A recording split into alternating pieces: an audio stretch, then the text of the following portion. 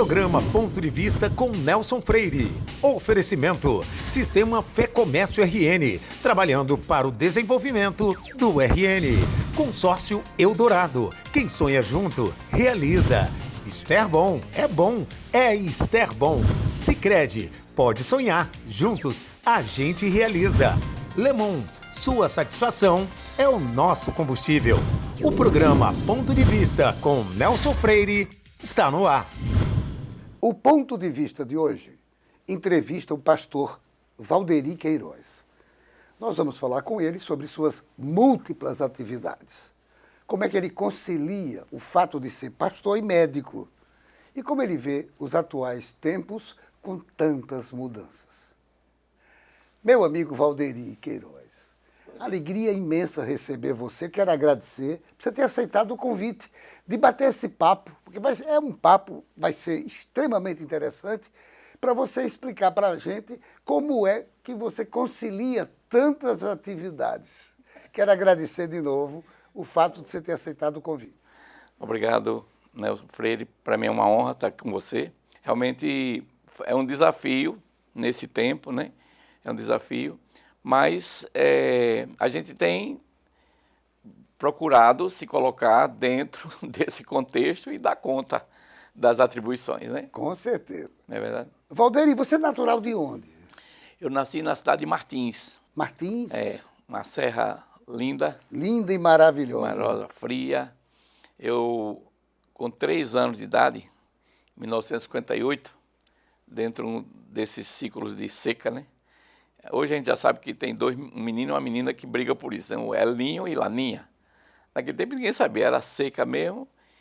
E saímos, tem um instrumento no interior que chama caçoar. É uma coisa assim de couro.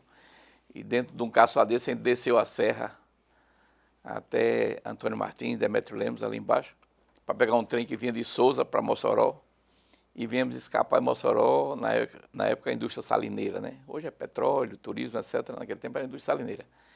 E viemos para Mossoró eu com 3 anos de idade. E para Natal, você chegou quando aqui? Eu vim para Natal em 1971.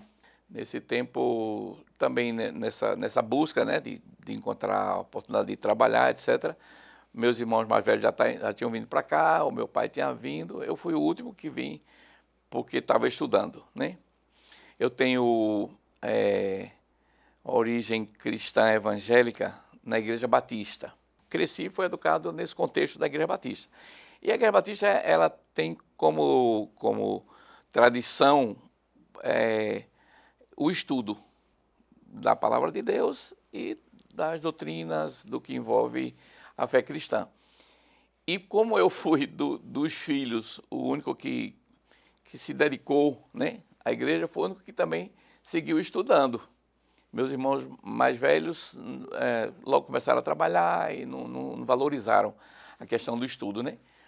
E eu fiquei estudando. Então, quando o pessoal veio de Mossoró para cá, eu não pude vir por conta da escola e só vim depois. Agora, hoje você tem quantas formações acadêmicas? Eu tenho formação em biologia, porque eu tentei, quando jovem, entrar no curso de medicina, mas não consegui. Aí entrei em biologia, na UFRN. Naquela época, em 1978, nós só tínhamos ensino universitário à UFRN. Como eu não consegui entrar em medicina, fiz biologia. Me encantei com o curso de biologia. E me empolguei com isso e ainda tentei vestibular 2 vezes para medicina, não consegui e segui, né? Aí fui professor de biologia por 20 anos, né? E nesse ínterim eu, como cristão evangélico, eu tive o desejo de estudar teologia porque eu tinha um chamado, uma vocação pastoral. E fui para Recife estudar no seminário, porque minha intenção era estudar no seminário maior, né? Porque os seminários, tanto católicos quanto evangélicos, tinham essa categoria, né? Seminário normal e seminário maior. E aqui em Natal já tinha um seminário, mas eu tinha o desejo de formar num seminário maior e fui para Recife. E fiquei lá 5 anos e sou bacharel em teologia. Bacharel em teologia. Já agora, em 2008, eu tive a oportunidade de voltar à universidade para estudar medicina. Aliás, foi com 62 anos que você se formou em medicina. Como é que foi isso? Pois é, veja só, quando surgiu essa oportunidade, eu tinha um filho que já estava estudando na Bolívia. A Bolívia, não sei quantos sabem disso, a primeira faculdade de medicina na América do Sul foi na Bolívia, na cidade de Sucre. 300 anos depois, chegou a primeira faculdade de medicina no Brasil. Dá para entender isso? Então, o estudo da medicina, do ponto de vista formação, na Bolívia, ele está muito na frente de muitas cidades, muitos países da América do Sul. Então, a Universidade Católica Boliviana, onde eu estudei na Bolívia, ela em nada deixa a desejar para as universidades aqui no Nordeste, tanto da UFRN quanto da UFPB, a UNP. É uma faculdade muito boa, professores qualificados, mestres, doutores, se formaram no exterior, na Europa, nos Estados Unidos. Então, uma faculdade muito boa. Daí meu filho estava estudando lá. Medicina. Medicina. Aí eu tive a ideia de passar 2 anos com ele. Era um menino novo, foi para lá com 18 anos. Eu disse para minha mulher, daqui a pouco esse menino vem para cá casado, a gente já não vai ter contato com ele, vamos lá. E nesse ínterim, um amigo disse, rapaz, você não queria estudar medicina quando jovem? Por que você não leva seus papéis e tenta estudar medicina também? A minha ida, o propósito era ficar 2 anos com meu filho e eu queria ter uma experiência missionária como pastor, uma experiência missionária transcultural, né? E os batistas brasileiros mantinham os missionários lá na Bolívia. Eu digo, eu vou ficar com um missionário lá e ter uma experiência, né? E Deus me deu exatamente como eu sonhava, né? Eu tive a experiência missionária por 5 anos e levei meus papéis, a universidade aceitou. Modéstia à parte, fui um aluno muito dedicado. Você se formou em medicina, então, na Bolívia. Na Bolívia. Em Sucre. Em Santa Cruz de la Serra. No último ano do curso de medicina, que corresponde ao que a gente chama de internato, no Brasil era o último ano também, de uns anos para cá, são 2 anos, os 2 últimos anos.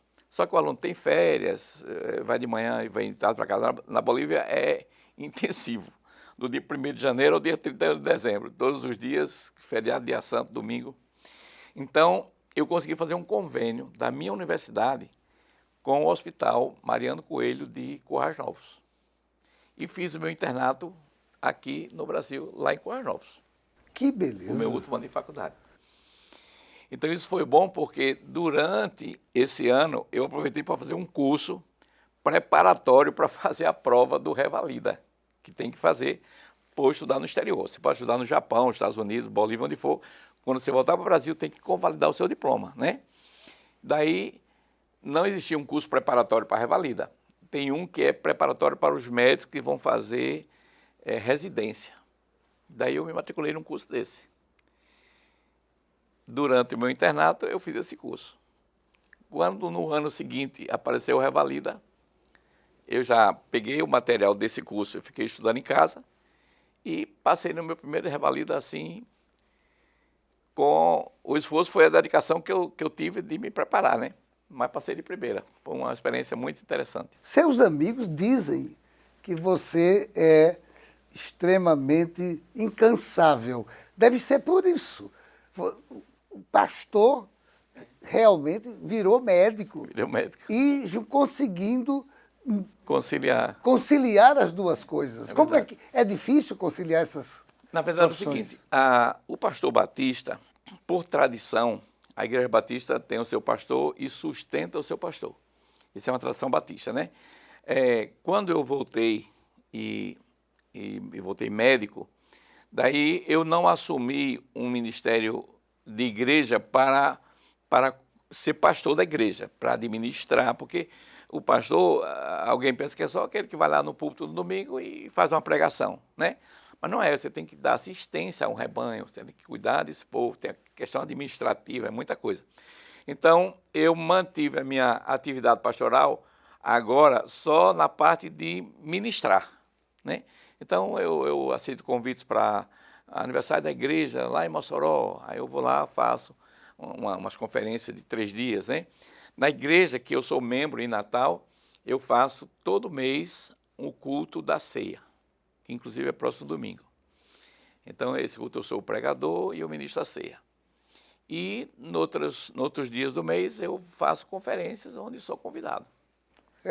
É assim, hoje o meu ministério hoje é esse. Além de, no exercício da medicina, eu trabalho muito a questão espiritual com os pacientes. Muito. E ontem, inclusive, anteontem, eu estava num plantão, aí chegou uma moça, 2 moças. Aí começaram a conversar e disse, sim, mas como foi que vocês gostam? Não, é porque eu fui recomendado vir falar com você. Mas você está tratando da irmã, de não sei de quem e tal, e eu estou com problemas, crise de ansiedade, etc., e me mandaram falar com o senhor. Então, assim, já tem essas indicações. E eu não fiz especialização em psiquiatria. Inclusive, estou pensando em entrar numa turma de psiquiatria já agora, a partir do próximo ano. Sou clínico geral, que é a formação que a gente sai. Aonde é que você atua hoje como médico? Ok. Hoje eu tenho uma unidade básica de saúde, é um programa de saúde da família, na cidade de São Pedro. São Pedro. Lá do Potengi. Do Potengi. Lá eu faço 3 dias por semana. E eu faço um plantão na terça-feira em Brejinho e na quarta-feira em Pacifica. Em Natal eu tenho a minha clínica de transplante capilar. Aonde é que fica ela? Está no condomínio Manhattan Business, aqui na Campos Sales, 901, 27º andar. Aí a gente trabalha com transplante. Aí isso eu faço à noite, faço nos fins de semana, né? Porque a demanda ainda está pequena. Embora lá a gente tenha uma estrutura boa, a gente tem 2 salas de procedimentos lá. Que beleza!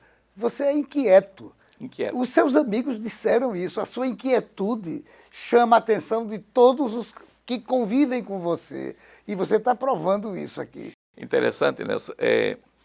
Os meus filhos, teve aquele filho que foi primeiro estudar medicina na Bolívia e depois os outros foram também.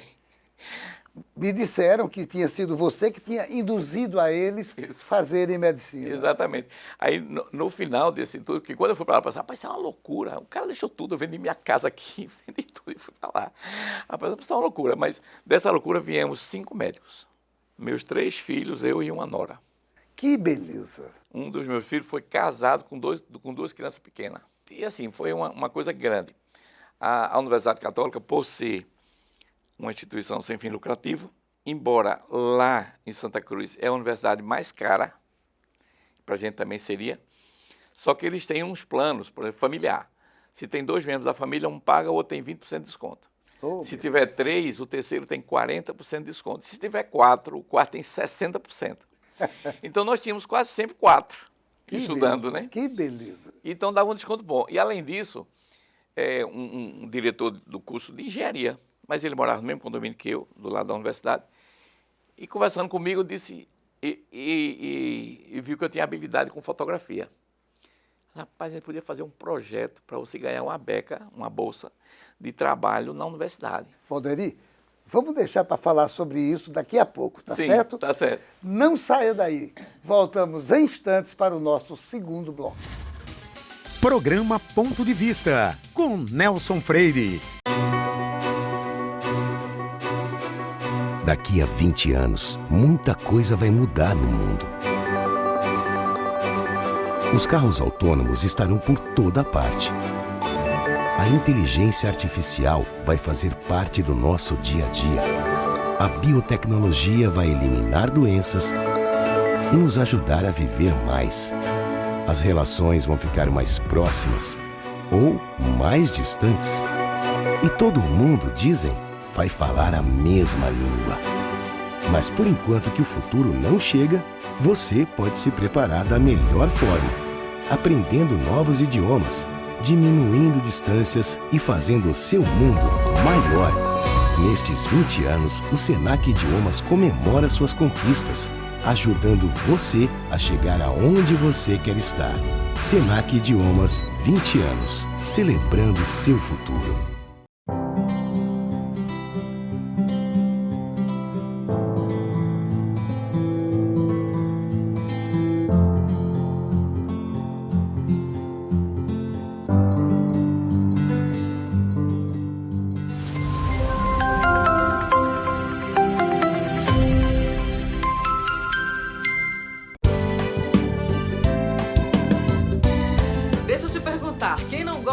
segurança financeira, poder fazer planos ou ver a sua empresa dar certo. E é por isso que milhares de pessoas no Rio Grande do Norte inteiro fazem parte da Sicredi, a maior e mais sólida cooperativa de crédito do estado. Hoje a Sicredi está em todas as regiões. Já são 8 agências apoiando empresas, melhorando a vida das pessoas e impulsionando a economia local. E é assim que a Sicredi abraça o Rio Grande do Norte. Que tal estar dentro desse abraço também? Venha ser Sicredi. Sicredi.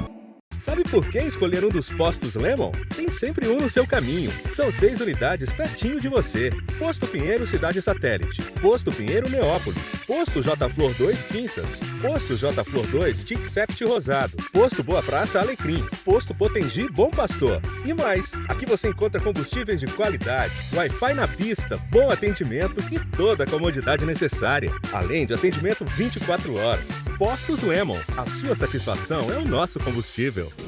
Programa Ponto de Vista, com Nelson Freire. Voltamos ao nosso bate-papo com Valderi Queiroz. Amigo, a gente encerrou o primeiro bloco, você estava falando um assunto, mas por conta do tempo, podemos voltar àquela... Ok, tá certo. Então, conforme estava dizendo no bloco anterior, eu fui nesse projeto, né? Levei a família toda, era uma coisa assim chamada loucura, né? Mas fiz o que aconteceu. E na volta, começamos a trabalhar, e meus filhos às vezes trabalham, faz um plantão, faz outro, e menos do que o que eu faço, né? Mas como é que você aguenta? Eu disse, meu amigo, eu esperei tanto tempo para ser médico, e agora que eu sou, eu não vou arregar, não vou fraquejar. Então eu trabalho e eu aprendi uma coisa, a remir o tempo, né? Então eu gerencio o meu tempo num plantão, tá? Ontem eu fiz plantão e aí pronto, durante o dia tem aquele tempo, aí eu dizer, olha, eu vou tirar aqui 40 minutos para descansar. Aí gerencio com o pessoal da enfermagem, etc, e descanso 40 minutos. Aí mais tarde, olha, eu vou tirar mais um tempo. E isso você vai repondo as energias e gerenciando para chegar até outro dia bem. É um sistema interessante que você usa. Eu gerencio o tempo e mais tranquilo. Hoje de manhã eu amanheci o dia em Pacifica, está a 100 e poucos quilômetros de Natal, e saí do plantão, tranquilo, vim para cá de carro, dirigindo, né? Passei em casa, troquei de roupa, e vim para cá e estou tranquilo, estou inteirinho aqui. Que beleza! E realmente eu estou vendo, o telespectador também está vendo, você está íntegro. Realmente, não é à toa que os seus amigos dizem que você é um homem incansável, irrequieto e, de fato, eu estou testemunhando isso. Agora, me disseram que, além dessa múltipla atividade médica, como médico, com esses plantões, inclusive em municípios, e com essa sua clínica aqui, você ainda teve tempo para criar 3 igrejas batistas aqui em Natal. Como é que você conseguiu esse milagre? É verdade. A Igreja Batista, ela tem um sistema digamos, de procriar, né? De criar uma nova igreja, né? Quando no exercício do ministério, você cria um ponto de pregação, que vira uma congregação, que quando tiver apta, que seria o quê? Quando tiver autogoverno, autossustento e autopropagadora do Evangelho. Esses 3 quesitos, então ela pode se organizar a igreja. Então, nesse tempo, eu tive a oportunidade de organizar a Igreja Batista, hoje, a Igreja Batista Zona Sul, uma igreja muito forte, já é Nova Parnamirim ali.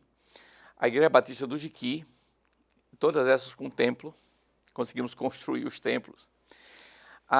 E a Igreja Batista Viva, da qual eu hoje sou membro. Não sou o pastor efetivo lá, mas sou membro da igreja e ajudo no ministério. Essas 3 igrejas foram organizadas dentro do meu ministério pastoral.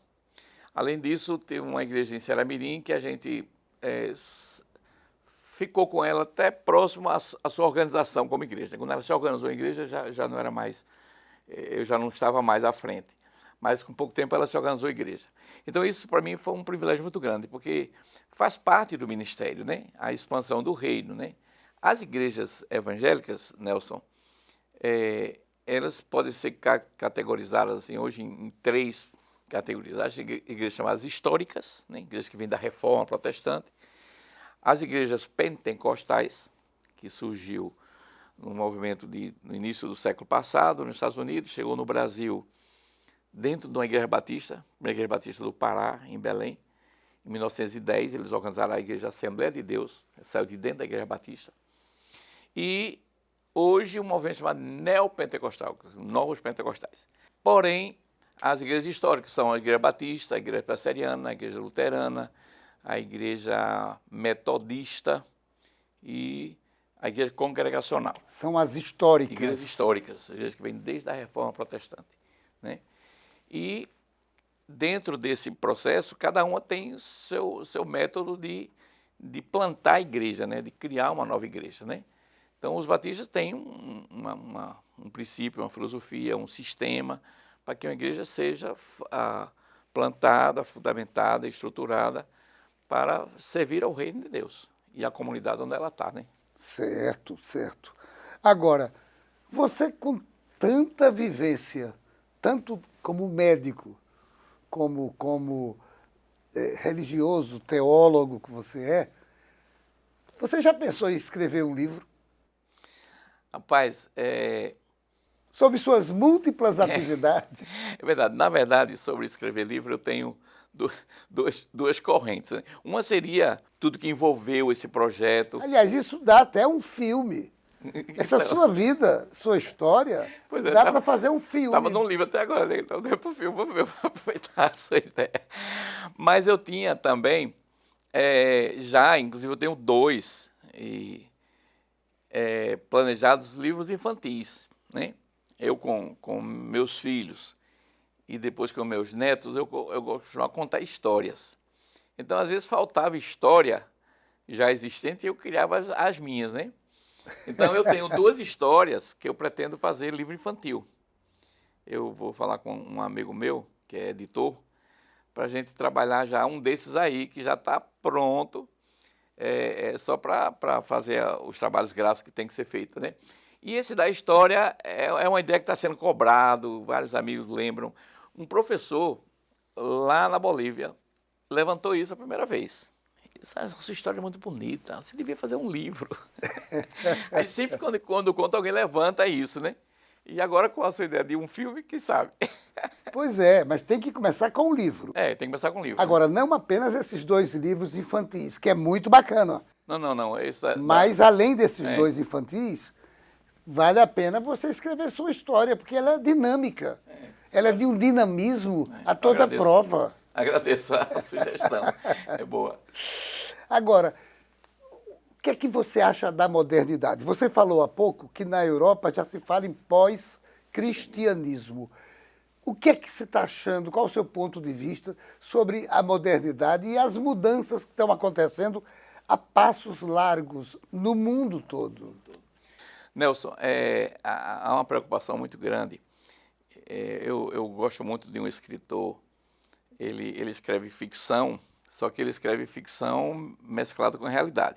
É o Dan Brown, que escreveu o Código da Vinci, escreveu Anjos e Demônios, escreveu O Inferno recentemente, tem A Origem, o último livro dele, eu estou aguardando o próximo, que deve sair a qualquer momento. Ele é um cara muito bom e nesse livro A Origem, ele trata de uma questão muito importante. As 2 perguntas existenciais mais importantes do mundo é de onde viemos e para onde vamos, né? Então, de onde viemos, a gente tem a versão bíblica que Deus criou o homem e a mulher. Deus criou tudo, né? A criação completa, todos os animais, tudo que é vivente e tal. Toda a natureza, todo o infinito, Deus criou, né? E, do ponto de vista da ciência,